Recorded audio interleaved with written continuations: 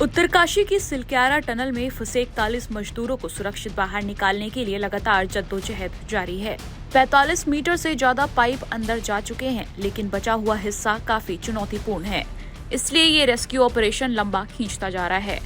जानकारी के मुताबिक 23 नवंबर को इसी हिस्से में कई मेटल आने की वजह से ऑगर मशीन आगे नहीं बढ़ पा रही थी, जिन्हें काटकर हटाया गया।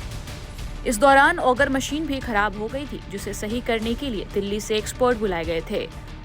कड़ी मशक्कत के बाद इस मशीन को ठीक किया जा सका।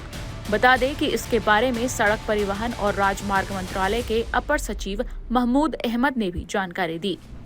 23 तारीख को हमारी उम्मीद थी कि अब एक बाधा आई थी, हो सकता है और कोई अड़चन ना आए हमारे पास, लेकिन 23 को भी जब हमने और 1.8 मीटर्स और अंदर हम प्रवेश किया, पाइप अंदर गई, तो हमें एक और हर्डल मिला, एक और हमें हमारे रास्ते पे एक बाधा आई। वो था कि हमें 4 पोल पाइप मिला। फिर ये जब टनल के छत पे लगता है तो ऐसे दिखता है। ये पाइप्स हैं वो सरिये थे, ये होलो पाइप होते हैं लेकिन काफ़ी मजबूत पाइप्स हैं, ये छत के अंदर लगे होते हैं सर। ये वाला इसके बाद का जो मुड़ा हुआ था। और जब हम, ये तो बाद की तस्वीर है, वही प्रोसेस फिर से रिपीट करना पड़ा जो मैंने आपको इतने डिटेल में भी समझाया। फिर से वो रुकावट आई, ऑगर मशीन को वापस पूरा लाना पड़ा, उसको डीकपलिंग हम कहते हैं, उसको डीकपल करना पड़ा।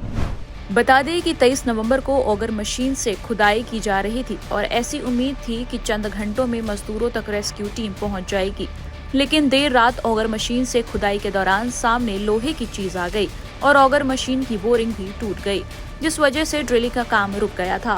कि जब ये उसमें फंसती हैं तो सांप की तरह बन गई, यानी अंदर उसके ग्रिल में इस तरह से लिपटी जो सांप का आकार ले लिया इन्होंने। देखिए, मैं आपको वो खबर बता रहा हूँ जो अभी तक शायद किसी ने नहीं दी है। 95 किलो लोहा, आप कम समझते हैं, 4 घंटे में वो ऑपरेशन चला है। बिना ऑक्सीजन के एक आदमी अंदर जाता है और बिना ऑक्सीजन के 46 मीटर की दूरी पे उस 900 mm के पाइप में घुसकर वो पूरे ऑपरेशन को अंजाम देता है, जिसके बाद ये पता चलता है ऑगर मशीन खराब हो गई है। क्यों? ऑगर मशीन ने जब पीछे झटका लिया, 170 हॉर्स पावर की ऑगर मशीन जब पीछे झटका लेती है तो वो पीछे जो अपना चबूतरा है उसे तोड़ देती है। उसके बाद उसका रिपेयर होता है। आज जो सुबह से उसका रिपेयरमेंट चल रहा था, उसमें फाशर लगाए गए, सरिया लगाई गई। अब उसे इतना मजबूत कर दिया गया है कि आने वाले समय में शायद ऑगर मशीन जब निकलेगी वहां से, निकालना भी अपने आप में बेहद बड़ा टास्क होगा।